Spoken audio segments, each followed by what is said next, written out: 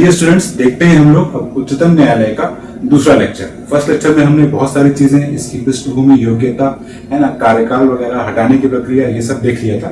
अब आगे बढ़ते हैं हम लोग सर्वोच्च न्यायालय के अगले लेक्चर में, सीधे पॉइंट पे आते हैं। देखिए, उच्चतम न्यायालय में कुछ ही मैंने लिख दिए हैं न्यायाधीशों के नाम। इस प्रकार के न्यायाधीशों की नियुक्ति भी होती है स्थायी न्यायाधीशों के अतिरिक्त। ये कब होती है और क्यों होती है, किनके द्वारा होती है, एक एक करके हम लोग देखते हैं। देखिए, पहला मैंने लिखा है ये कार्यकारी मुख्य न्यायाधीश, एक्टिंग चीफ जस्टिस। यानी कार्यकारी मुख्य न्यायाधीश का मतलब जो मुख्य न्यायाधीश की जरूरत हो। तो मुख्य न्यायाधीश कहाँ गए होंगे, या मुख्य न्यायाधीश का, मान लीजिए मुख्य न्यायाधीश का पद रिक्त हो गया है ये अचानक, तो पद रिक्ति, बस मैंने पद लिख दिया, पद रिक्ति हो या अनुपस्थिति, इन्हीं कारणवश वो नहीं उपस्थित हो पा रहे हैं, या असमर्थता,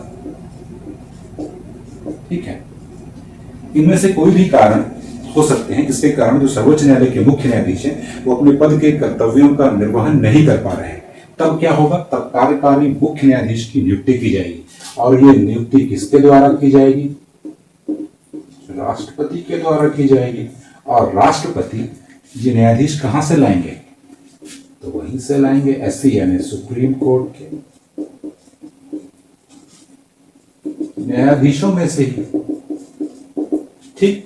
तो ये तीन कंडीशन होंगी, या तो पद रिक्ति, या तो अनुपस्थिति, या असमर्थता के कारण। जब सर्वोच्च न्यायालय के मुख्य न्यायाधीश अपने पद के कर्तव्यों का निर्वहन नहीं कर पा रहे हो, तब राष्ट्रपति द्वारा सर्वोच्च न्यायालय के अन्य न्यायाधीशों में से ही किसी एक न्यायाधीश को कार्यकारी मुख्य न्यायाधीश नियुक्त कर दिया जाएगा, ठीक है। अब अगली चीज है तदर्थ न्यायाधीश। तदर्थ में लिखा है एडहॉक। एडहॉक अपन जानते हैं अस्थायी न्यायाधीश। अब ये कब स्थिति बनेगी, जब अपन मानेंगे कि सर्वोच्च न्यायालय में कोरम जो है, कोरम पूर्ति नहीं हो पा रही है। अब यहाँ पे कोरम पूर्ति का क्या मतलब है, जैसा कि शुरुआत में, फर्स्ट लेक्चर के शुरुआत में मैंने बताया था कि सर्वोच्च न्यायालय में जो निर्णय होते हैं वो खंडपीठों के माध्यम से होते हैं। यानी कि दो न्यायाधीश, दो या दो से अधिक न्यायाधीश मिलकर मामलों को सुनते हैं, एक एक मामलों को। मान लीजिए बहुत सारे ऐसे मामले आ गए हैं सर्वोच्च न्यायालय में, अब जो कोरम या गढ़पूर्ति हिंदी में बोलते हैं कोरम को, ये नहीं हो पा रहा है। कई ऐसे मामले हैं जिनके लिए एक ही एक न्यायाधीश बचे हैं। अब न्यायाधीशों की आवश्यकता पड़ गई है, तब क्या होगा, तब तदर्थ न्यायाधीश या एडहॉक जजेस, इनकी नियुक्ति की जाएगी। किसके द्वारा, राष्ट्रपति द्वारा नहीं की जाएगी, ये की जाएगी CJI, chief justice of India, यानी सर्वोच्च न्यायालय के मुख्य न्यायाधीश द्वारा। कहां से की जाएगी, एचसी के न्यायाधीशों, एचसी के न्यायाधीश यानी देश के किसी उच्च न्यायालय के न्यायाधीशों से, ठीक है। उच्च न्यायालय में जो न्यायाधीश के पद पर हैं, उन न्यायाधीशों में से किसी की नियुक्ति या कईयों की नियुक्ति मुख्य न्यायाधीश कर सकेंगे। लेकिन ये न्यायाधीश जो होंगे उच्च न्यायालय के न्यायाधीश, कौन से न्यायाधीश, ऐसे न्यायाधीश जो सर्वोच्च न्यायालय का न्यायाधीश बनने की योग्यता भी उनमें हो। कहने का मतलब, अगर ये न्यायाधीश हैं तो कम से कम 5 वर्ष तक इनको न्यायाधीश का अनुभव हो, ठीक है। इनकी नियुक्ति कर दी जाएगी, और जब इनकी नियुक्ति की जाएगी तो ये जो चीफ जस्टिस ऑफ इंडिया है, ये इनकी नियुक्ति से पहले राष्ट्रपति की पूर्व सहमति होगी इनके पास, ठीक। एक चीज तो ये, और दूसरी चीज एचसी के मुख्य न्यायाधीश से परामर्श भी करेंगे। कौन से एचसी, उस एचसी यानी कौन सा उच्च न्यायालय, उस उच्च न्यायालय जिस उच्च न्यायालय के न्यायाधीश को ये एडहॉक न्यायाधीश बनाना चाहते हैं, उस उच्च न्यायालय के मुख्य न्यायाधीश से भी परामर्श करना पड़ेगा। और राष्ट्रपति की पूर्व सहमति तो चाहिए ही चाहिए, ठीक। अब इसके अतिरिक्त सेवानिवृत्त न्यायाधीश, जब उच्चतम न्यायालय का कार्य बोझ बहुत बढ़ जाए, बहुत ज्यादा कार्यभार हो जाए, तो सेवानिवृत्त न्यायाधीशों की नियुक्ति भी की जा सकती है। किसके द्वारा, ये भी सीजेआई के द्वारा, ठीक है। अब न्यायाधीश कौन होंगे, सेवानिवृत्त लिखा है। सबसे अच्छी बात तो यही है कि उच्चतम न्यायालय के जो सेवानिवृत्त न्यायाधीश हैं उन्हीं को नियुक्त कर लिया जाए। इसमें 2 कंडीशन क्या होगी, इसमें भी वही, एक तो बस राष्ट्रपति लिख रहा हूं, राष्ट्रपति की पूर्व सहमति, और न्यायाधीश की भी पूर्व सहमति, क्योंकि अब जो है वो सेवानिवृत्त हैं। अब किसी मुख्य न्यायाधीश से करने की जरूरत नहीं है। अब चूंकि वो रिटायर्ड हो चुके हैं, रिटायर्ड जज हैं, तो उनसे ही पूछना पड़ेगा कि क्या आप चाहते हैं आना। अगर आप चाहते हैं तभी तो नियुक्त होगा ना, अगला आदमी मना कर देगा नहीं आना मेरे को। समझ रहे हैं? तो राष्ट्रपति की पूर्व सहमति और उस व्यक्ति यानी उस न्यायाधीश या उस सेवानिवृत्त न्यायाधीश की भी अनुमति चाहिए। इसके बाद इनको नियुक्त किया जा सकता है सर्वोच्च न्यायालय में कार्य करने के लिए। ठीक है, अब आगे हम लोग देखते हैं। चलिए इसको मिटा देता हूं, फिर आगे बढ़ते हैं हम लोग। तो चलिए अब हम लोग आगे बढ़ते हैं। आगे हम लोग देखते हैं अब कि सर्वोच्च न्यायालय के न्यायाधीशों को क्या क्या स्वतंत्रताएं प्राप्त होती हैं। ठीक है, अब ये स्वतंत्रताएं क्यों प्राप्त होती हैं? सर्वोच्च न्यायालय के न्यायाधीशों को संविधान द्वारा बहुत सी स्वतंत्रताएं दी गई हैं ताकि वो अपना कार्य निष्पक्ष रूप से कर सकें, निडर होकर कर सकें, है ना। कोई भी उनके निर्णय पक्षपातपूर्ण न हो या किसी भय के वशीभूत होकर वो अपना निर्णय न ले, इसलिए उनको कुछ स्वतंत्रताएं दी गई हैं। उसको देखते हैं। कुछ तो अपन शुरुआत में ही देख चुके हैं, जैसे इनकी नियुक्ति किसके द्वारा की जा रही है? राष्ट्रपति द्वारा सीधे, तो छोटा मोटा आदमी नहीं, सीधे राष्ट्रपति। और वो भी कैसे?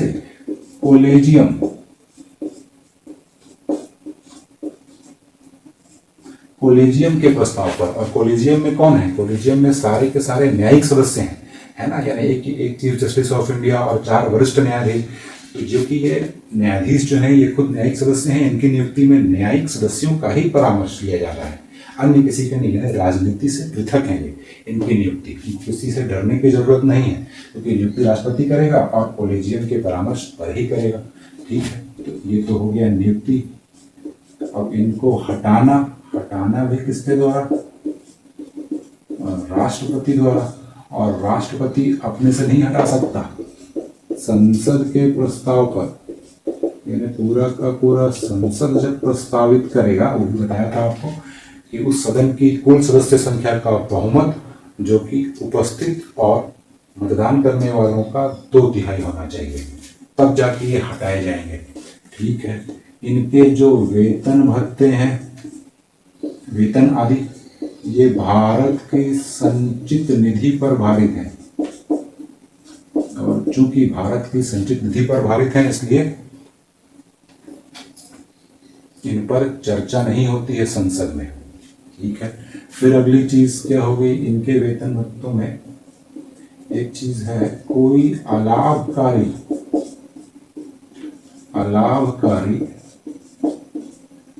परिवर्तन नहीं किया जा सकता।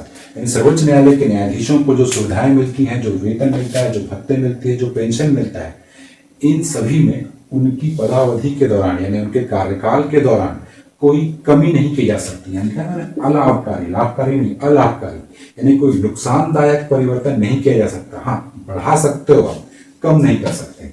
ठीक है, फिर अगली चीज, ये सेवा निवृत्ति उपरांत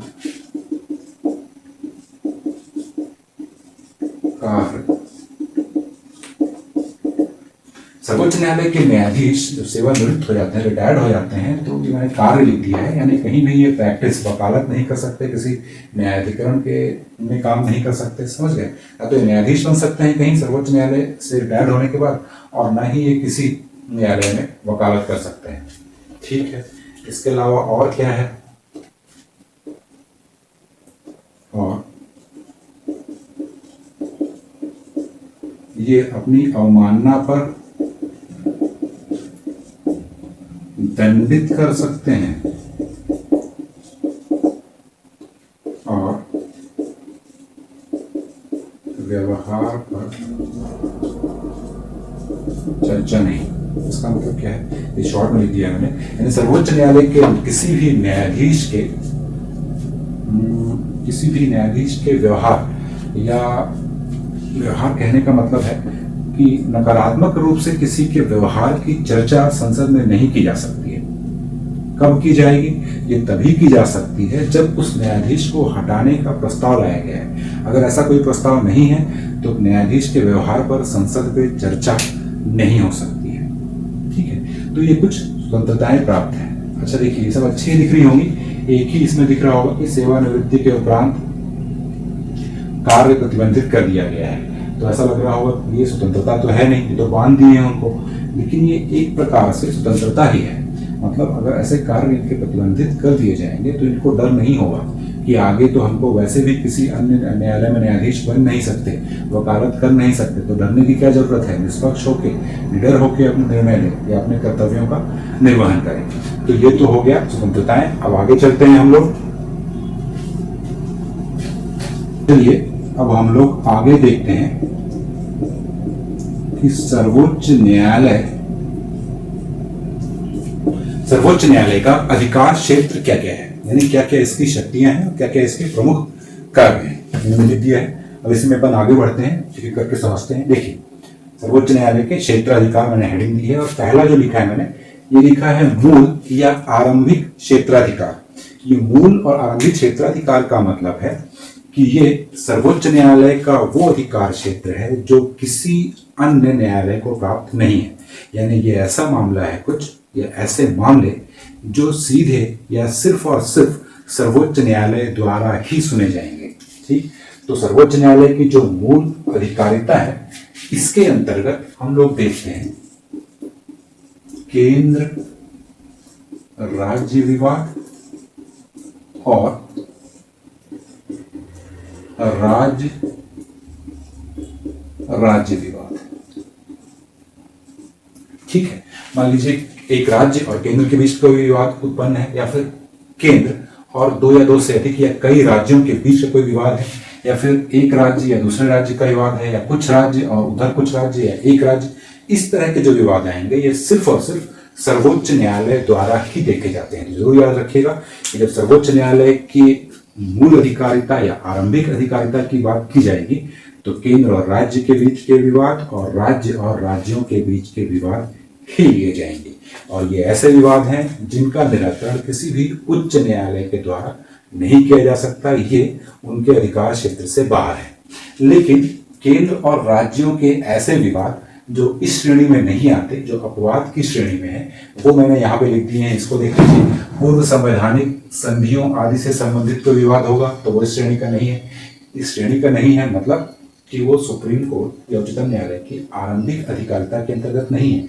मतलब ये वाले जो मामले हैं ये उच्च न्यायालयों द्वारा भी देखे जा सकते हैं। ठीक, अंतर्राज्यीय जल विवाद, वित्त आयोग से संबंधित विवाद, वाणिज्यिक प्रकृति या व्यापारिक प्रकृति के साधारण विवाद होंगे, या केंद्र व राज्यों के बीच खर्चों व पेंशन का कोई समझौते से संबंधित विवाद, ये भी नहीं होंगे। और केंद्र के विरुद्ध राज्य के किसी नुकसान की भरपाई, ये जो मैंने लिख दिए हैं 5-6, ये उच्चतम न्यायालय की मूल अधिकारिता के अंतर्गत नहीं आते।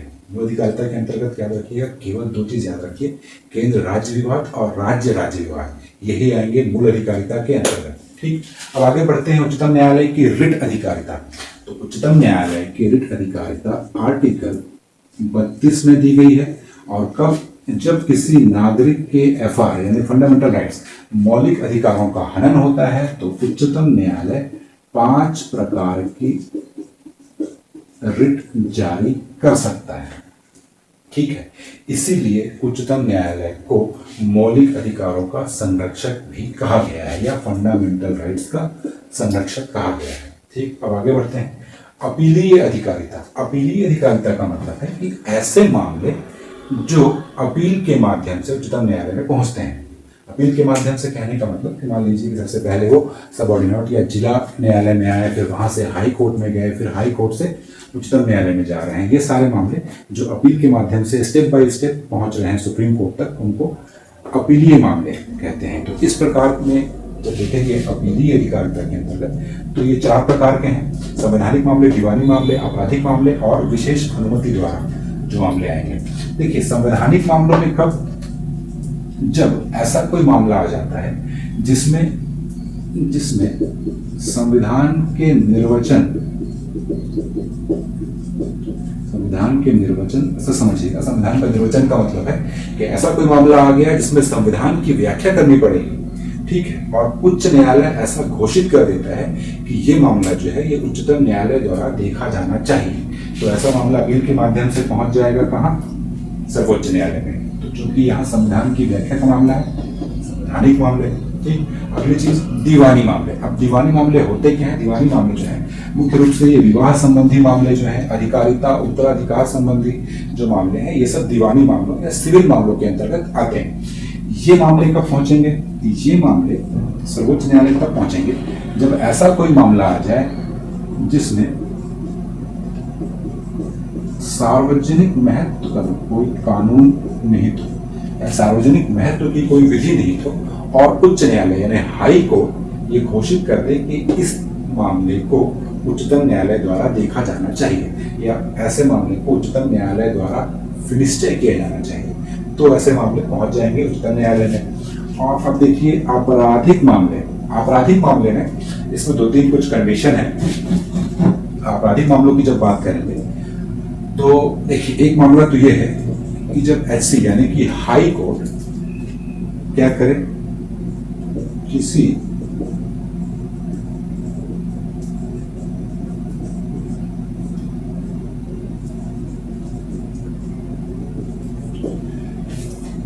अभियुक्त के दोष मुक्ति के आदेश को पलटकर उस अभियुक्त को मृत्युदंड दे दे या 10 वर्ष कारावास की सजा दे दे या आजीवन कारावास की सजा दे दे, तो ऐसे मामले जो है वो सुप्रीम कोर्ट जाएंगे। यानी सुप्रीम कोर्ट के निर्णय के बाद ही इस आदेश का क्रियान्वयन किया जा सकता है। कैसे? यानी कि एससी यानी हाई कोर्ट मान लीजिए दोष मुक्ति के आदेश को पलटकर, दोष मुक्ति के आदेश को पलटकर मतलब यानी हाई कोर्ट के पास कोई मामला आता है, ठीक है, जो कि जिला कोर्ट द्वारा किसी व्यक्ति को दोष मुक्त कर दिया गया है और जब वो मामला हाई कोर्ट पहुंचा तो हाई कोर्ट ने उस दोष मुक्त व्यक्ति को सीधे मृत्युदंड दे दिया या फिर 10 साल की आजीवन कारावास दे दिया है, तो डायरेक्ट उसकी जो आदेश मिला है इसका क्रियान्वयन नहीं किया जाएगा। ये मामला पहले सुप्रीम कोर्ट जाएगा। क्यों? क्योंकि थोड़ा दिख रहा है ना अजीब सा कि एक कोर्ट सीधे बोल रहा है कि दोषी है ही नहीं और दूसरा इसको जघन्य दोषी मान रहा है कि 10 साल की सजा दे रहा है, आजीवन कारावास दे रहा है या मृत्युदंड दे दिया। तो ऐसा कैसे? दोनों में इतना विरोधाभास, एक दोषमुक्त मान रहा है और एक परम दोषी। तो ऐसे मामले का निश्चय कहाँ किया जाएगा? उच्चतम न्यायालय में। इसी प्रकार मान लीजिए एचसी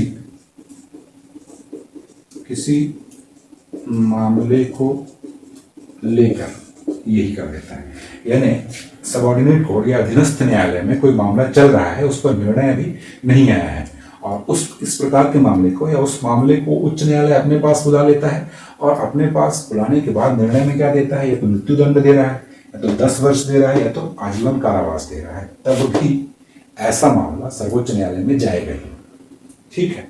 और तीसरा, जब एचसी घोषित कर दे, जब उच्च न्यायालय ऐसा घोषित कर दे कि कोई भी ऐसा विशेष मामला है जो उच्चतम न्यायालय में इसका निश्चय किया जाना चाहिए या उच्चतम न्यायालय द्वारा इस मामले को देखा जाना चाहिए, तो ऐसा कोई मामला जो होगा वो भी पहुंच जाएगा, ठीक है। ये तो हो गए आपराधिक मामले। अब विशेष अनुमति द्वारा, विशेष अनुमति द्वारा यहाँ पे क्या मतलब है? यहाँ पे मतलब है कि देखिए ऐसा कोई भी मामला जो सैन्य न्यायालयों में ना गया हो या सैन्य न्यायालयों से भिन्न, ठीक, सेना के जो न्यायालय हैं उनसे भिन्न किसी भी न्यायालय या किसी भी न्यायाधिकरण, जो अधिकरण होंगे या अर्ध न्यायिक अधिकरण है, उनका कोई भी निर्णय, केवल सैन्य न्यायालयों का नहीं है इसमें अधिकारिता, उसके अतिरिक्त जितने भी न्यायालय हैं, न्यायाधिकरण है, उनका कोई भी मामला हो, चाहे वो राजस्व संबंधी हो या आपराधिक मामला हो, कोई भी ऐसा मामला अगर सुप्रीम कोर्ट अपनी सहमति दे देता है या अपनी विशेष अनुमति दे देता है, तो इस तरह के मामले भी सुप्रीम कोर्ट में ले जाए जा सकते हैं, ठीक। अब चलिए अब आगे बढ़ते हैं। सलाहकार क्षेत्राधिकार। सलाहकार यानी सुप्रीम कोर्ट, चलिए सलाहकार क्षेत्राधिकार जो है सुप्रीम कोर्ट का, वो आर्टिकल 143 में है, ठीक है। अब ये सलाह किसको देता है सुप्रीम कोर्ट? ये देता है सलाह राष्ट्रपति को। राष्ट्रपति को कब सलाह देगा? एक कंडीशन तो ये है कि जब कोई सार्वजनिक महत्व का प्रश्न उठ गया तब राष्ट्रपति सुप्रीम कोर्ट से सलाह ले सकते हैं। और दूसरी कंडीशन ये है कि जब ऐसा कोई मामला हो जो संविधान प्रारंभ होने के पहले की जो संधियां या समझौते हैं उनसे उत्पन्न कोई विवाद है, तो इस तरह के मामले में राष्ट्रपति सुप्रीम कोर्ट से सलाह ले सकता है और सुप्रीम कोर्ट सलाह देगा। हाँ, इनके अतिरिक्त राष्ट्रपति अगर कोई सलाह चाहता है सुप्रीम कोर्ट से, तो सुप्रीम कोर्ट सलाह देने के लिए बाध्य नहीं है, मतलब राष्ट्रपति जी को मना भी कर सकता है। केवल 2 कंडीशन कौन कौन सी, जब सार्वजनिक महत्व का कोई मामला हो या संविधान प्रारंभ होने से पहले की किसी संधि समझौते से उत्पन्न विवाद, ऐसा कोई मामला हो। ठीक, फिर अभिलेख न्यायालय। अच्छा देखिए, अभिलेख न्यायालय है, इसको इंग्लिश में बोलते हैं कोर्ट ऑफ रिकॉर्ड्स, यानी ये जो है अभिलेख का मतलब होता है रिकॉर्ड्स। इंग्लिश मीडियम वालों को लिए तो ठीक है, हिंदी मीडियम वाले अभिलेख बड़ा मुश्किल हो जाता है। तो कोर्ट ऑफ रिकॉर्ड्स यानी इस कोर्ट के यानी सर्वोच्च न्यायालय के सभी रिकॉर्ड्स संरक्षित रखे जाते हैं। रिकॉर्ड्स कहने का मतलब इसके कार्यों, इसकी कार्यवाहियों और इसके जो निर्णय हैं, ये सभी अभिलेख के रूप में यानी रिकॉर्ड्स के रूप में सुरक्षित रखे जाते हैं, ताकि जब कभी भविष्य में ये प्रश्न उठे कि कानून क्या है, कोई मामला आया, इससे संबंधित मामले में कानून क्या है, तब इन अभिलेखों का प्रयोग किया जा सके ये जानने के लिए कि कानून क्या है। और इन अभिलेखों की जो प्रामाणिकता है, इस पर देश के किसी भी न्यायालय में प्रश्न चिन्ह नहीं उठाया जा सकता। ठीक है, यानी कि आगे जो भी निर्णय होंगे अन्य न्यायालयों द्वारा या उच्च न्यायालयों द्वारा, जिला न्यायालयों द्वारा, तो उनके लिए ये रिकॉर्ड्स जो हैं सर्वोच्च न्यायालय के, ये मार्गदर्शक का काम करेंगे कि ये पुराने निर्णय हुआ था 1991 में, उसमें सुप्रीम कोर्ट ने ये निर्णय दिया था, तो इसके आधार पर अब यहाँ पे ये निर्णय देना होगा। क्यों? क्योंकि सुप्रीम कोर्ट ने वो निर्णय दिया हुआ है। समझ गए? ये चीज है अभिलेख न्यायालय। और अंत में है न्यायिक पुनरावलोकन, इसको बोलते हैं जुडिशियल रिव्यू। अब जुडिशियल रिव्यू का मतलब क्या होता है?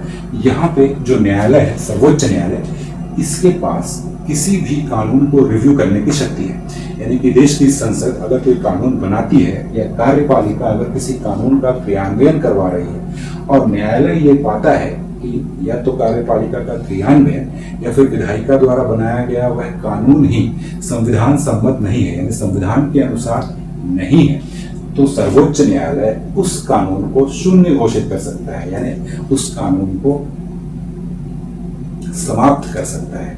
ठीक है, उस कानून की कोई वैल्यू नहीं रह जाएगी, वो कानून तुरंत प्रभाव से, तत्काल प्रभाव से समाप्त कर दिया जाएगा। इसी को बोला जाता है न्यायिक पुनरावलोकन। और ये जो न्यायिक पुनरावलोकन की शक्ति है, ये सर्वोच्च न्यायालय में न केवल केंद्रीय कानूनों या केंद्रीय विधायिका द्वारा बनाए गए कानूनों के ऊपर, बल्कि राज्य विधायिकाओं द्वारा और राज्य कार्यपालिका द्वारा किए गए कार्यों के प्रति भी है।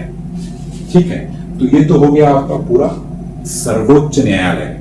अच्छा, पिछले लेक्चर में इसके उच्चतम न्यायालय की चीज मैंने बोली थी कि संचित निधि पर संसद चर्चा नहीं कर सकती, गलती से निकल गया था।